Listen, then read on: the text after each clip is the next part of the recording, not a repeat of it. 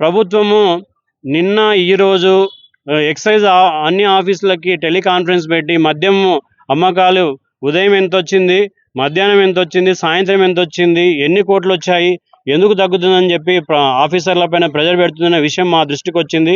ఇది కూడా హేయమైన చర్య. ఇది కూడా ప్రజలందరూ గమనించాలి.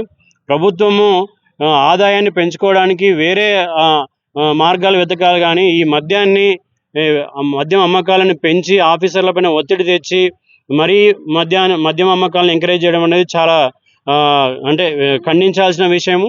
సో ఇది మేము స్పష్టంగా ప్రజలందరి దృష్టికి మేము తెస్తున్నాము. దీనిపైన పెద్ద ఎత్తున మేము పోరాటం చేస్తాం.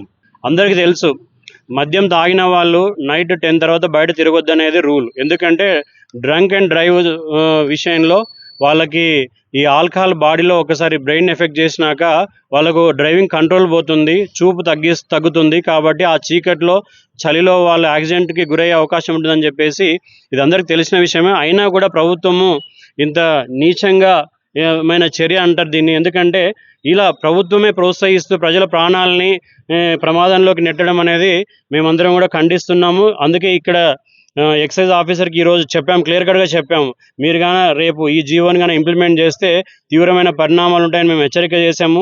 అదేవిధంగా ఈ జీవోను కూడా ఇక్కడ అంటిపెట్టడం జరిగింది.